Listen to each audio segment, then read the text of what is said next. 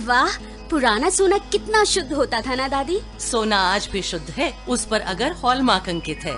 आप भी ध्यान रखें, सोना हमेशा BIS प्रमाणित ज्वेलर से ही लें। बिल अवश्य लें और जांच लें कि बिल पर अंकित और आभूषण पर अंकित शुद्धता समान है। अधिक जानकारी के लिए लॉग ऑन करें BIS.gov.in पर। देश की नई दिशाएं, तरक्की की नई राहें।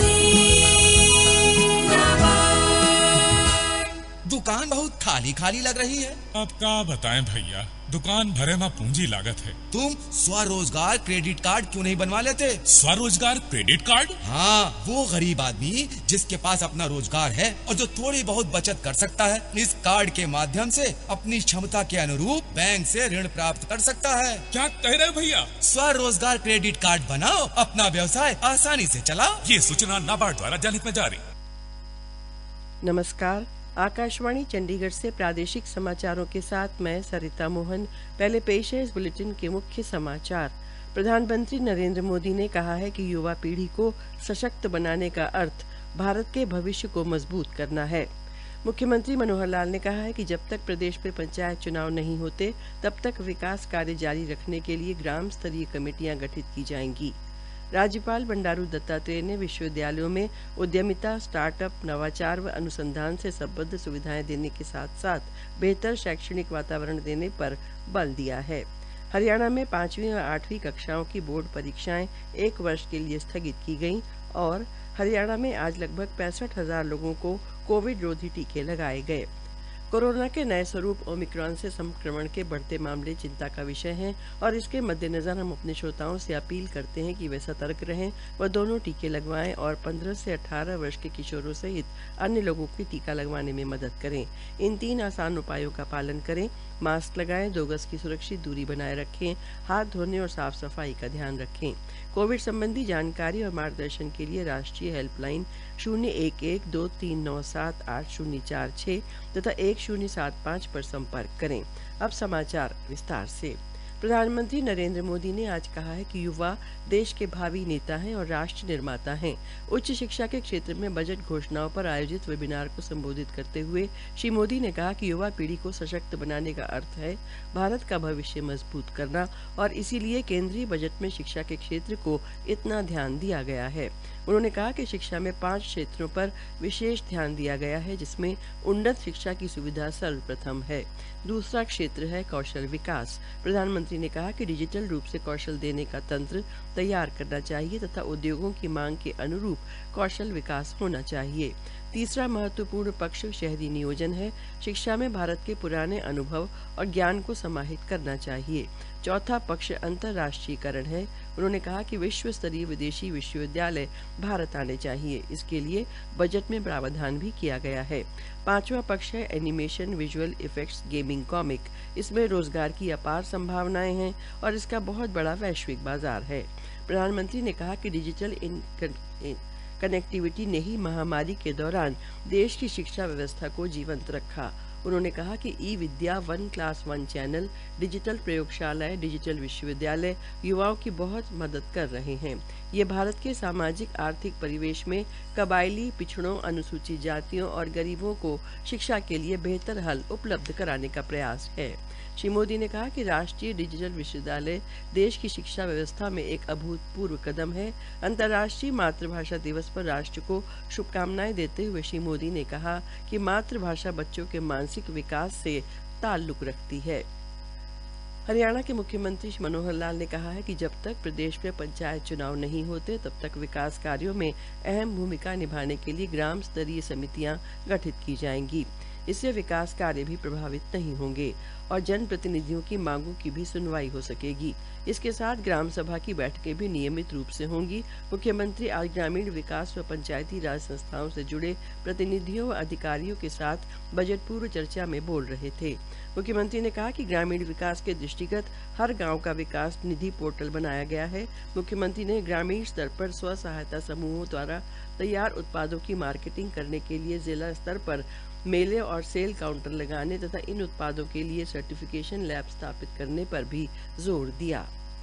राज्यपाल श्री बंडारू दत्तात्रेय ने कहा है कि विश्वविद्यालयों में सीखने और सिखाने की सतत प्रक्रिया जारी रहे, जिससे प्राध्यापकों के बौद्धिक स्तर में वृद्धि तो होगी ही, छात्रों को भी गुणवत्ता वाली शिक्षा मिल सकेगी। आज एक दिवसीय वर्चुअल कार्यशाला में कुलपति व कुलसचिवों को संबोधित करते हुए राज्यपाल ने उद्यमिता, स्टार्टअप, नवाचार व अनुसंधान कार्यों से संबद्ध सुविधाएं देने के साथ साथ बेहतर शैक्षणिक वातावरण तैयार करने पर बल दिया। उन्होंने कहा कि कौशल विकास के लिए औद्योगिक इकाइयों से संपर्क, विश्वविद्यालयों में इंक्यूबेशन सेंटर बनाने और जॉब प्लेसमेंट की व्यवस्था बहुत आवश्यक है। शिक्षा मंत्री कंवरपाल गुर्जर ने आज जगाधरी के गांव लेदी के राजकीय वरिष्ठ माध्यमिक विद्यालय में 1 करोड़ 14 लाख रुपए लागत से बनने वाले भवन व अन्य विकास कार्यों का शिलान्यास किया। उन्होंने कहा कि आगामी नए सत्र से सरकारी विद्यालयों में 11वीं व 12वीं कक्षा के विद्यार्थियों को निःशुल्क टैब वितरित किए जाएंगे। आज अंतर्राष्ट्रीय मातृभाषा दिवस के मौके पर उपराष्ट्रपति एम वेंकैया नायडू ने लोगों को शुभकामनाएं दी हैं। ट्वीट संदेशों में श्री नायडू ने कहा कि मातृभाषा हमारे जीवन में अहम भूमिका निभाती है और लोगों को कई तरह से सशक्त बनाती है। उन्होंने इस विशेष दिवस पर मातृभाषा से अधिक संवाद करके अपनी भाषाओं की रक्षा और संरक्षण का संकल्प लेने की अपील की है। इस मौके पर आज अम्बाला के सरकारी सीनियर सेकेंडरी स्कूल बकरा मार्केट के विद्यार्थियों ने उत्साहपूर्वक अपनी मातृभाषा का सत्कार करने का अहद लिया। प्रादेशिक समाचार आकाशवाणी चंडीगढ़ से प्रसारित किए जा रहे हैं। हमारे राष्ट्रीय बुलेटिनों तथा समाचारों के लिए आप हमारी वेबसाइट newsonair.nic.in पर लॉग कर सकते हैं। मुख्यमंत्री मनोहर लाल ने कहा है कि 5वीं व 8वीं कक्षा के लिए बोर्ड परीक्षाओं को फिलहाल 1 वर्ष के लिए स्थगित किया गया है। हरियाणा विद्यालय शिक्षा बोर्ड द्वारा इस बार ये परीक्षाएं नहीं कराई जाएंगी। मुख्यमंत्री ने कहा कि कुछ अभिभावक व स्कूल प्रबंधक इस बारे उनसे मिले और कोविड के चलते प्रभावित हुई पढ़ाई का हवाला देते हुए उन्हें इसे टालने का आग्रह किया। अब स्कूल स्तर पर ही इन परीक्षाओं का संचालन होगा। हरियाणा में आज लगभग 1700 स्थानों पर 65,000 लोगों को कोविड रोधी टीके लगाए गए, जिसमें 18 वर्ष से अधिक आयु के 39,000 नागरिक और 15 से 17 वर्ष के 26,000 किशोरों का टीकाकरण किया गया। प्रदेश में अब तक 4 करोड़ 8,64,000 लोगों को कोविड रोधी टीके लगाए जा चुके हैं। हिसार में 1814 लोगों का टीकाकरण किया गया।